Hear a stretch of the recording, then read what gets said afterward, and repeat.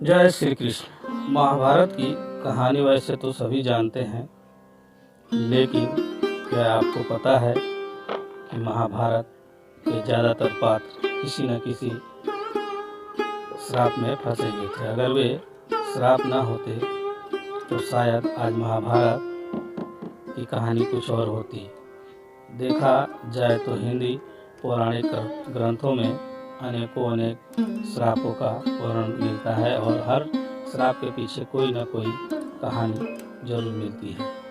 आज हम आपको महाभारत में उल्लेखीय 10 ऐसी प्रसिद्ध श्राप और उनके पीछे की कहानी बताएंगे। पहला, राजा पांडु को ऋषि किदम का श्राप। महाभारत के अनुसार एक बार राजा पांडु शिकार खेलने वन में गए। उन्होंने वहाँ हिरण के जोड़े को मैथुन करते देखा और उन पर बाण चला दिया। वास्तव में वो हिरण ऋषि किदम और उनकी पत्नी थी। तब ऋषि किदम ने राजा पांडु को श्राप दिया कि जब भी वो किसी स्त्री के साथ संभोग करेंगे उसी समय उनकी मृत्यु हो जाएगी। इसी श्राप के चलते जब राजा पांडु अपनी पत्नी मांद्री के साथ संभोग कर रहे थे उसी समय उनकी मृत्यु हो गई। दूसरा, यमराज मांडव ऋषि का श्राप। महाभारत के अनुसार मांडव नाम के एक ऋषि थे। राजा ने भूलवश उन्हें चोरी का दोषी मानकर सूली पर चढ़ाने की सजा दी। सूली पर कुछ दिनों तक चढ़े रहने के बाद भी जब उनके प्राण नहीं निकले तो राजा को अपनी गलती का एहसास हुआ। उन्होंने ऋषि मांडव से क्षमा मांगकर उन्हें छोड़ दिया। तब ऋषि यमराज के पास पहुंचे और उनसे पूछा कि मैंने अपने जीवन में ऐसा कौन सा अपराध किया था कि मुझे इस प्रकार झूठे आरोप की सजा मिली है। तब यमराज ने बताया कि जब आप 12 वर्ष के थे तब आपने एक फतिंगे की पूंछ में सीख चुभाई थी। उसी के फलस्वरूप आपको यह कष्ट सहना पड़ा। तब ऋषि मांडव ने यमराज से कहा कि 12 वर्ष की उम्र में किसी को भी धर्म अधर्म का ज्ञान नहीं होता। तुमने झूठे अपराध का बड़ा दंड दिया है, इसलिए मैं तुम्हें श्राप देता हूँ कि तुम्हें शूद्र योनि में एक दासी पुत्र के रूप में जन्म लेना पड़ेगा। ऋषि मांडव के इस श्राप के कारण यमराज ने महात्मा विदुर के रूप में जन्म लिया। तीसरा, कंदु का अपने पुत्रों को श्राप। महाभारत के अनुसार ऋषि कश्यप की कंदु एवं बिंता नाम की 2 पत्नियां थी।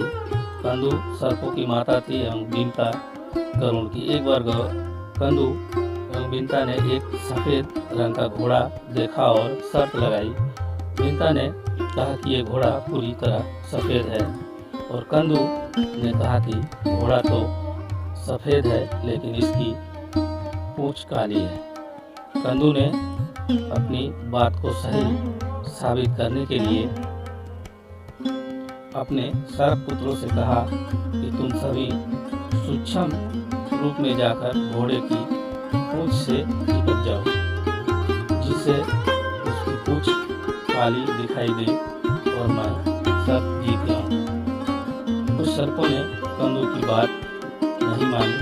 तब कंदु ने अपने उन पुत्रों को श्राप दिया कि तुम सभी जन्मजेय के सर्प यज्ञ में भस्म हो जाओगे। चौथा, उर्वशी का अर्जुन को श्राप। महाभारत के युद्ध से पहले जब अर्जुन दिव्यास्त्र प्राप्त करने स्वर्ग गए तो वहाँ उर्वशी नाम की अप्सरा उन पर मोहित हो गई। अर्जुन ने उन्हें अपनी माता के समान बताया तो यह सुनकर क्रोधित उर्वशी ने अर्जुन को श्राप दिया कि तुम नपुंसक की भांति बात कर रहे हो, इसलिए तुम नपुंसक हो जाओगे।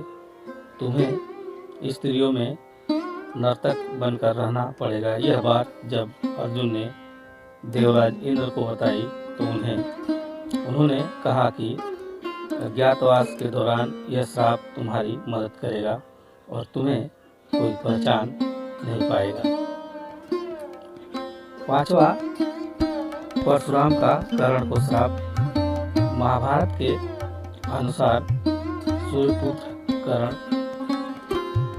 परशुराम के ही शिष्य थे। कर्ण ने परशुराम को अपना परिचय एक सूतपुत्र के रूप में दिया था। एक बार जब परशुराम कर्ण की गोद में सिर रखकर सो रहे थे, उसी समय कर्ण को एक भयंकर बिच्छू ने काट लिया। गुरु की नींद में निधन न आए ये सोचकर कर्ण दर्द सहते रहे, लेकिन उन्होंने परशुराम को नींद से नहीं उठाया। नींद से उठने पर जब परशुराम ने ये देखा तो समझ गए कि कर्ण सूतपुत्र नहीं बल्कि क्षत्रिय है। तब क्रोधित होकर परशुराम ने कर्ण को श्राप दिया कि मेरी सिखाई हुई शस्त्र विद्या की जब तुम्हें सबसे अधिक आवश्यकता होगी, उस समय तुम वह विद्या भूल जाओगे। छठा, युधिष्ठिर का स्त्री जाति को श्राप। महाभारत के शांति पर्व के अनुसार युद्ध समाप्त होने के बाद जब कुंती ने युधिष्ठिर को बताया कि कर्ण तुम्हारा बड़ा भाई था, तो पांडव को बहुत दुख हुआ। तब युधिष्ठिर ने विधि विधान पूर्वक कर्ण का भी अंतिम संस्कार किया। माता कुंती ने जब पांडव को कर्ण के जन्म का रहस्य बताया तो शोक में आकर युधिष्ठिर ने संपूर्ण स्त्री जाति को श्राप दिया कि आज से कोई भी स्त्री गुप्त बात छिपाकर नहीं रख सकेगी। सातवां, महर्षि वशिष्ठ का वसुओं को श्राप। महाभारत के अनुसार भीष्म पितामह पूर्व जन्म में अष्ट वसुओं में से एक थे। एक बार इन अष्ट वसुओं ने ऋषि वशिष्ठ की गाय का बलपूर्वक अपहरण कर लिया। जब ऋषि को इस बात का पता चला तो उन्होंने अष्ट वसुओं को श्राप दिया कि तुम आठों वसुओं को मृत्यु लोक में मानव रूप में जन्म लेना होगा और आठवें वसु को राज स्त्री आदि सुखों की प्राप्ति नहीं होगी। यही आठों वसु भीष्म पितामह थे। आठवां, श्री कृष्ण का अश्वत्थामा को श्राप। महाभारत युद्ध के अंत समय में जब अश्वत्थामा ने धोखे से पांडव पुत्रों का वध कर दिया, तब पांडव भगवान श्री कृष्ण के साथ अश्वत्थामा का पीछा करते हुए महर्षि वेदव्यास के आश्रम तक पहुंच गए। जब अश्वत्थामा ने पांडवों पर ब्रह्मास्त्र का वार किया तो ये देख अर्जुन ने भी अपना ब्रह्मास्त्र छोड़ा। महर्षि व्यास ने दोनों अस्त्रों को टकराने से रोक लिया और अश्वत्थामा और अर्जुन से अपने अपने ब्रह्मास्त्र वापस लेने को कहा। तब अर्जुन ने अपना ब्रह्मास्त्र वापस ले लिया, लेकिन अश्वत्थामा को ये विद्या नहीं जानता था, इसलिए उसने अपने अस्त्र की दिशा बदलकर अभिमन्यु की पत्नी उत्तरा के गर्भ की ओर कर दी। यह देख भगवान श्री कृष्ण ने अश्वत्थामा को श्राप दिया कि तुम 3000 वर्ष तक इसी पृथ्वी पर भटकते रहोगे और किसी भी जगह किसी पुरुष के साथ तुम्हारी बातचीत नहीं हो सकेगी। तुम्हारे शरीर से पीप और लहू की गंध निकलेगी, इसलिए तुम मनुष्यों के बीच नहीं रह सकोगे, दुर्गंध वन में ही पड़े रहोगे। 9वां, श्री कृष्ण को गंधारी का श्राप। कौरवों की माता गंधारी ने महाभारत युद्ध के लिए श्री कृष्ण को दोषी ठहराते हुए श्राप दिया कि जिस प्रकार कौरवों के वंश का नाश हुआ है, ठीक उसी प्रकार यदुवंश का विनाश होगा। गंधारी के श्राप से विनाशकाल आने के कारण श्री कृष्ण द्वारिका लौटकर यदुवंशियों को लेकर प्रयास क्षेत्र में आ गए थे। यदुवंशी अपने साथ अन्य भंडार भी ले आए थे। कृष्ण ने ब्राह्मणों को अन्नदान देकर यदुवंशियों को मृत्यु का इंतजार करने का आदेश दिया था। कुछ दिनों बाद महाभारत युद्ध की चर्चा करते हुए सत्यकी और कृतवर्मा में विवाद हो गया। सत्यकी ने गुस्से में आकर कृतवर्मा का सिर काट दिया। इससे उनमें वह आपसी युद्ध भड़क उठा और वे समूहों में विभाजित होकर एक दूसरे का संहार करने लगे। इस लड़ाई में श्री कृष्ण के पुत्र प्रद्युम्न और मित्र सत्यकी समेत सभी रघुवंशी मारे गए थे। केवल ब्रह्मु और दारुक ही बचे रह गए थे।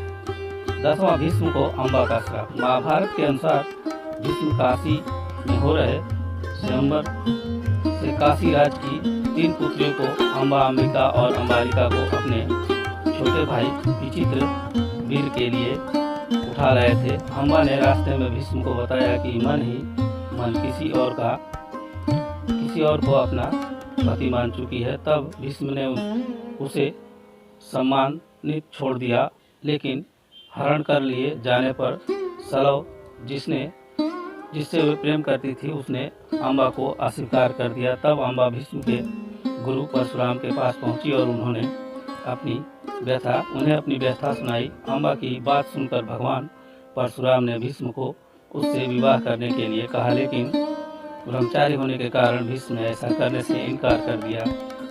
परशुराम और भीष्म में भीषण युद्ध हुआ और अंत में अपने पितरों की बात मानकर भगवान परशुराम ने अपने अस्त्र रख दिए। इस प्रकार इस युद्ध में न किसी की हार हुई न किसी की जीत।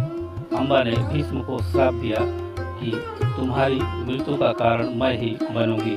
अगले जन्म में अम्बा ने शिखंडी के रूप में जन्म लिया और भीष्म की मृत्यु का कारण बनी। जय श्री कृष्ण, जय श्री कृष्ण।